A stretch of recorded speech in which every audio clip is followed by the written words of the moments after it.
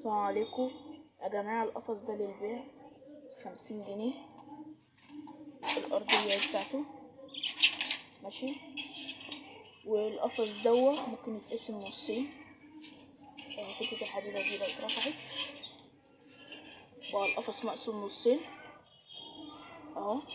ممكن تنزل كده تتحط في الأرضية بقى القفص مطار كبير للعصافير، ينفع 2، يعني يعتبر كده 2 في 1.